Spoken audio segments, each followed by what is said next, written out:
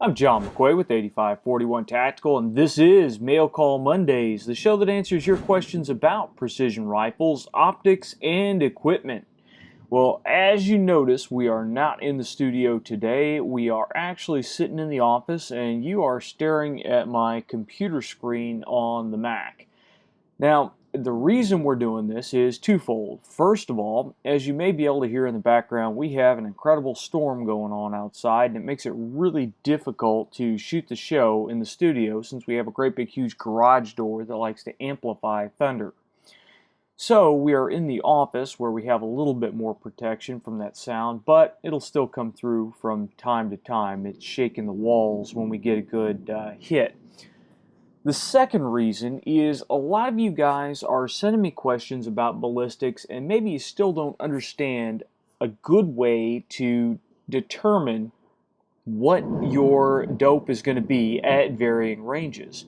So what I'm going to do today is show you how to set up some simple ballistic cards using a free online tool. So what you need to do is go pull up your browser of choice, and we're going to pull up Safari here.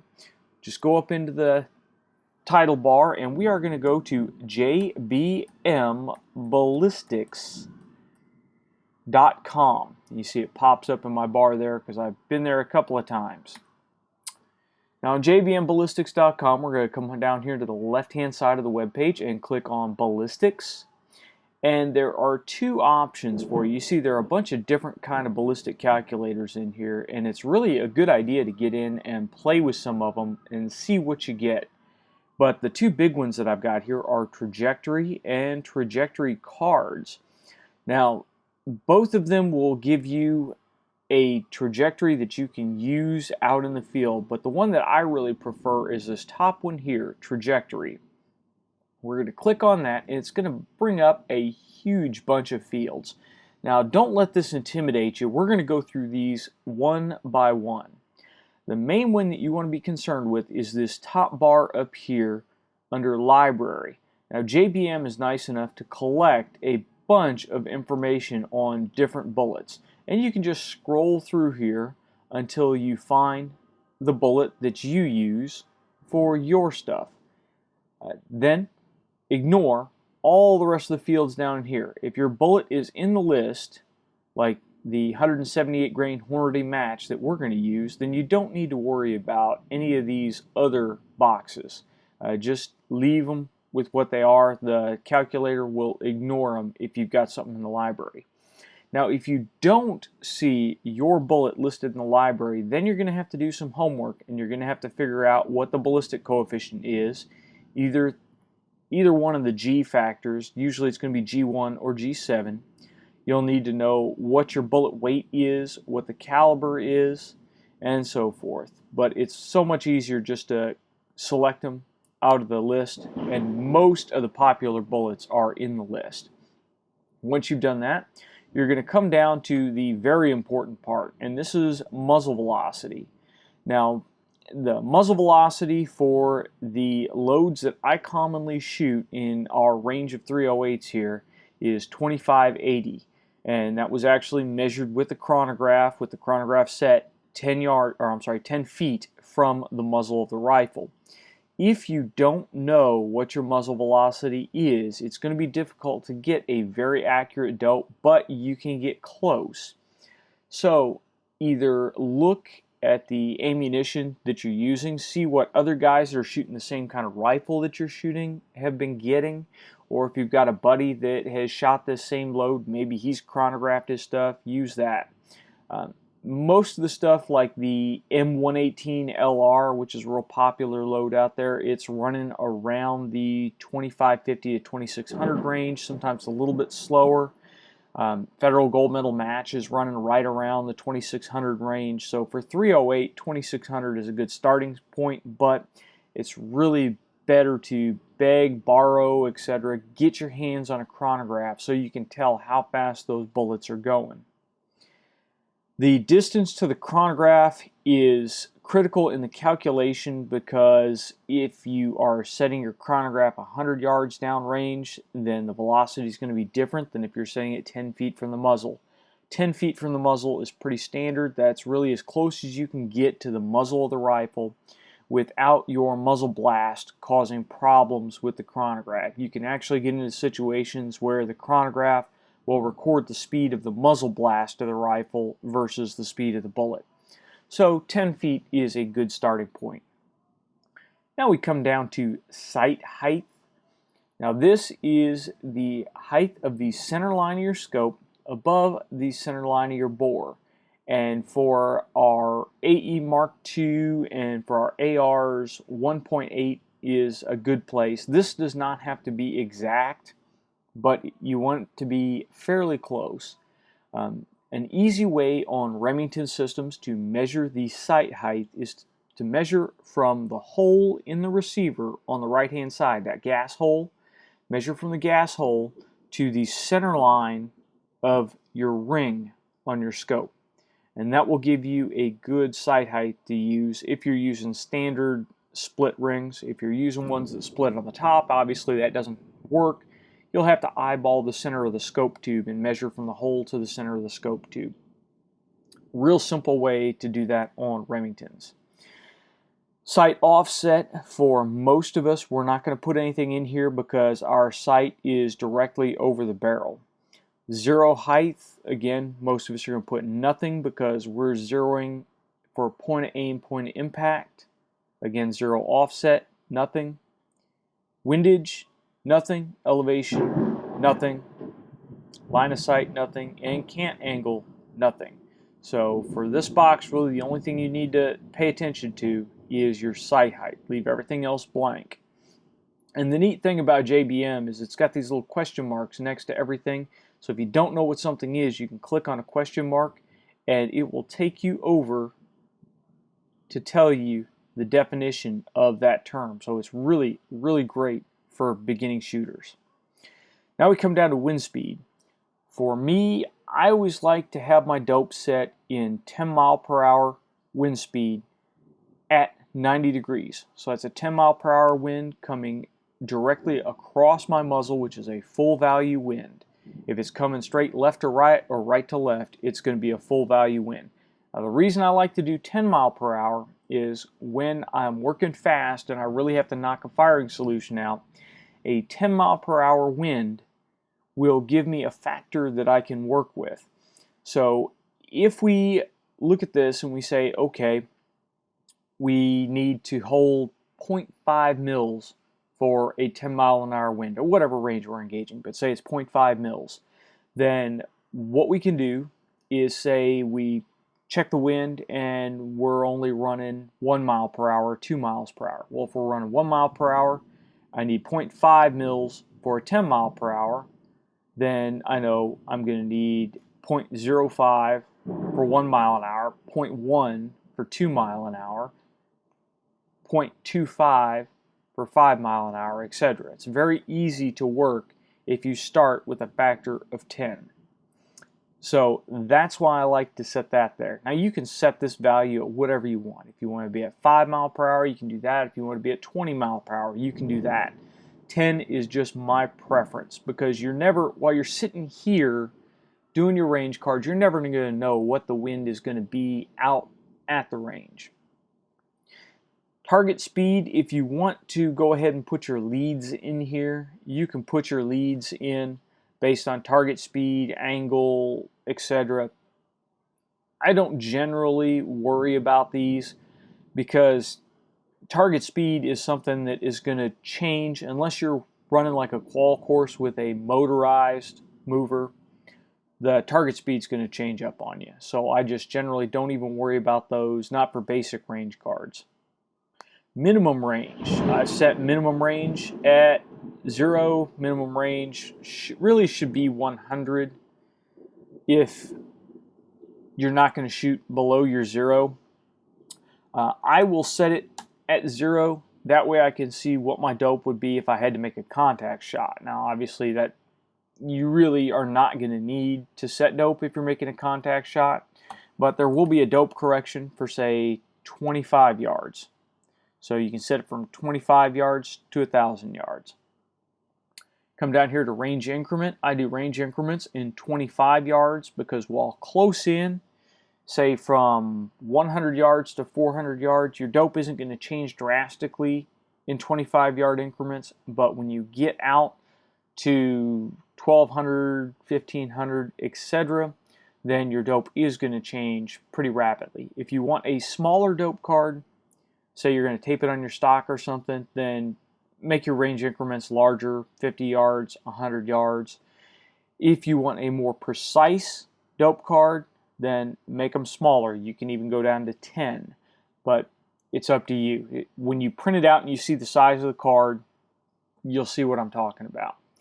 Zero range, self-explanatory, whatever you zeroed your rifle at.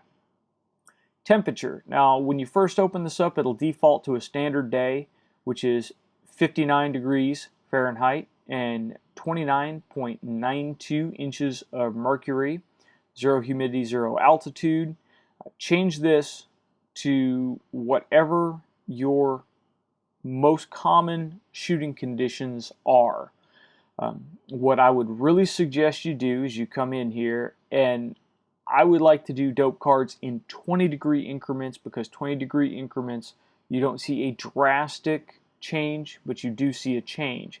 So maybe make your first one at 0 degrees, next one at 20 degrees, 40 degrees, 60 degrees, etc., until you get to 100. I don't think there are many places running around here where we're getting 120-degree days, but if you do, maybe you make one at 120 degrees. For pressure, unless you have an accurate way to measure your pressure in the field, leave it alone. Just leave it at 29.92.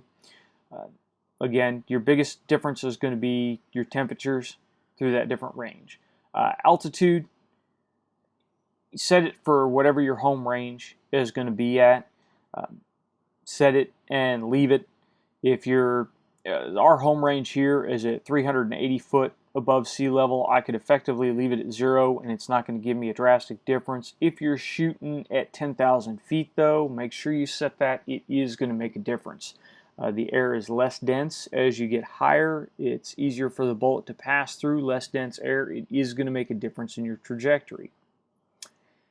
Now, JBM also has the ability for you to set max point blank range, and that is based on the vital zone radius of your target. We are going to do a totally different show on max point blank because it is a very useful tool in hunting. It's a very useful tool in military and law enforcement, but it's a little bit outside of what we're doing for target shooting right now. So just ignore this column.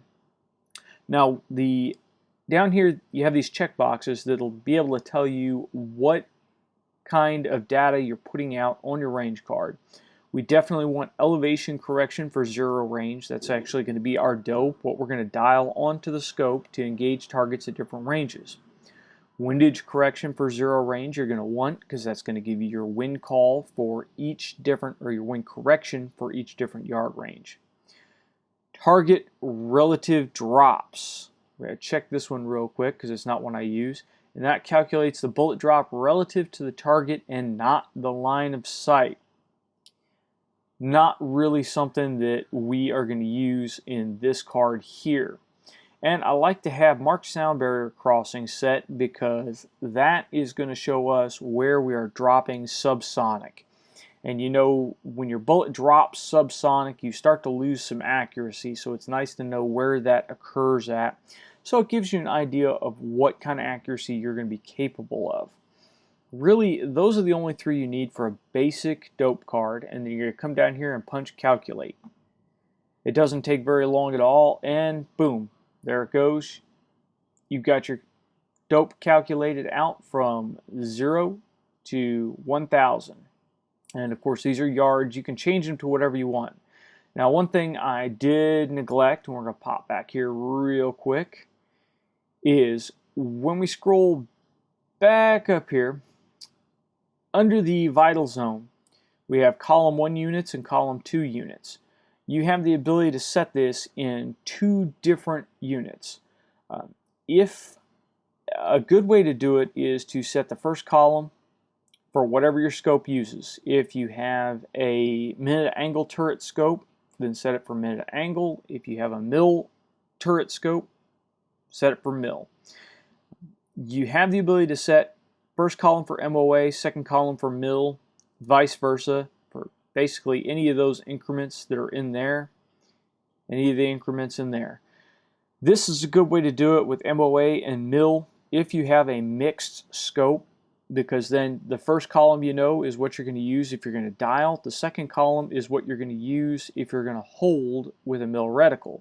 So we can come back in here and now we can see we have our first column is our drop in minutes of angle. Our second column is our drop in mils, windage in minutes of angle, and windage in mils. And then it gives you this nice little setup here where it tells you what your velocity is going to be.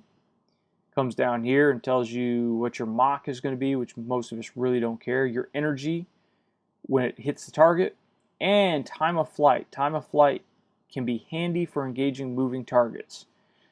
Tells you your lead for the mover speed that you put in, and your lead in mils for the mover speed that you put in. Now, we come down through here and we see that in this case we're going to stay supersonic with this bullet past 1,000 yards. Let's go back here real quick and let's say we want to do our range card for almost a mile. Let's go to 1,600 yards and we'll calculate that out.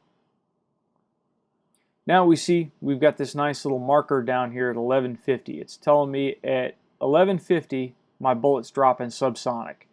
So I'm going to be supersonic all the way up to that point.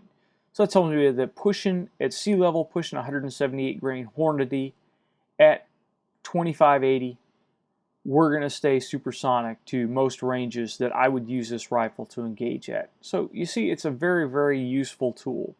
Now, because JBM is nice enough to retain your settings, you can just simply go back, come in here to temperature and change your temperature to whatever you want. Click calculate. And now you can print another one out. And to print, I just either print the browser window and cut your card out, or you can cut and paste this into whatever word processor that you use and resize it and do all that kind of crazy stuff.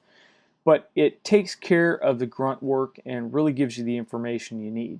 Now, as you see, this is a really large table, so it's kind of a pain in the butt to carry that around. But we can jump back in here and we can really pare things down and we can eliminate some of the stuff that we don't need. We can come back up here and we can crank our range increments down to 100 and really shrink that thing down. We can, when we print it out, we can cut off all the extra data that we don't need. Now there is another tool here in the ballistic calculators that I want to show you real quick, and that's trajectory cards.